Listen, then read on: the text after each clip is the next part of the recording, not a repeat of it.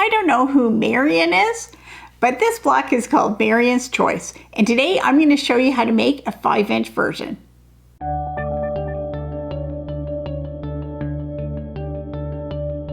Welcome to Epida Studio. My name is Elizabeth and I help you make beautiful things with quilting, pajagi, and embroidery.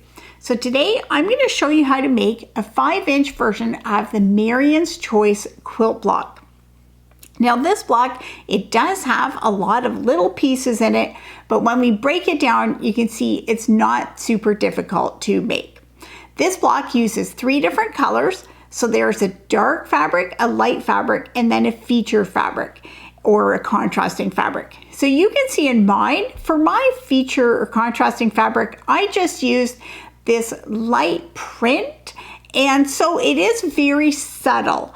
But if you preferred, you could do something really dramatic. So for example, you could have black as your dark fabric, white as your light fabric, and then use something like a lime green or a bright pink.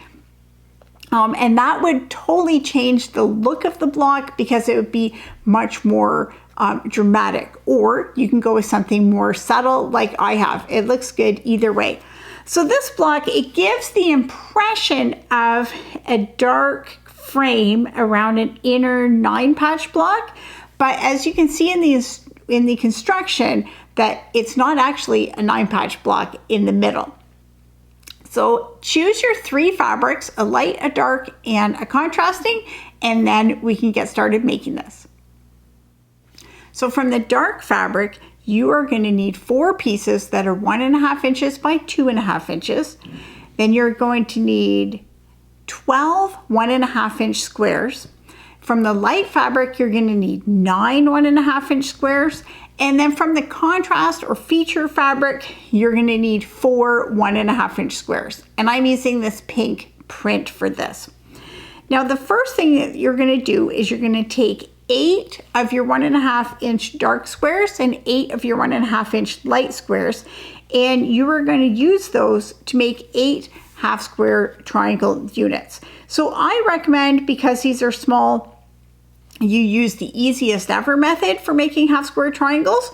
So to do that, you place them right sides together, you stitch from corner to corner, then you cut off the excess side and then press it open, and you have a 1.5-inch square half square triangle.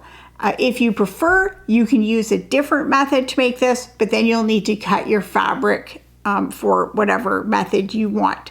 I like this method for tiny half square triangles because it is easy to get them accurate at this size, and there's not a lot of waste at this size. So no matter what method you use to make these, you're going to have 8 1.5-inch half square triangles. And once those are made, we're going to make our 4 corners for our block. So to make our corner pieces, we're going to have a dark square, and then we're going to put 2 half square triangles, and notice that this is a diagonal line and the light fabrics are touching that square. And then in our 4th part of the corner is going to be one of our contrasting or feature fabrics. And so we're making a little 4 patch.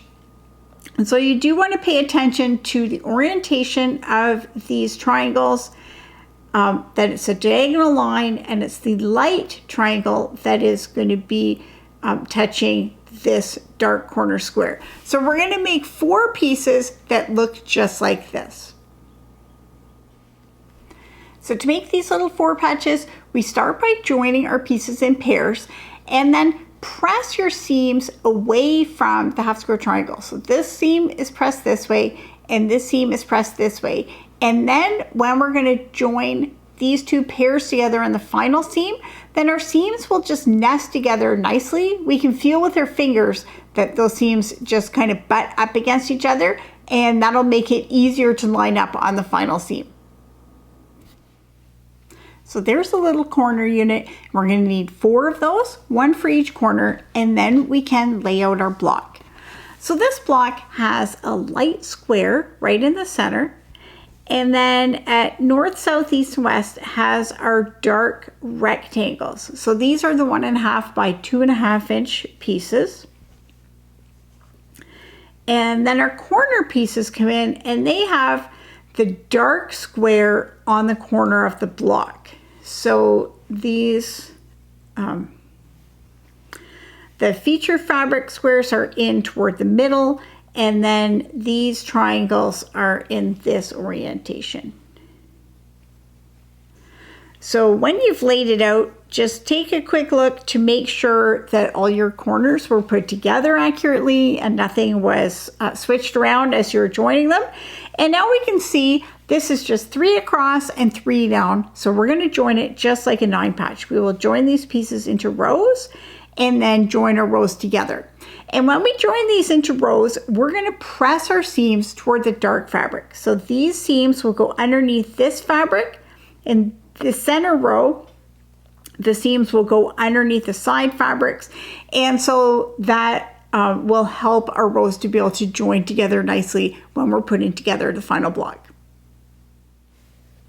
So there's the block when it's all assembled, and at this point it'll be 5.5 inches. So in your finished quilt it will be 5 inches.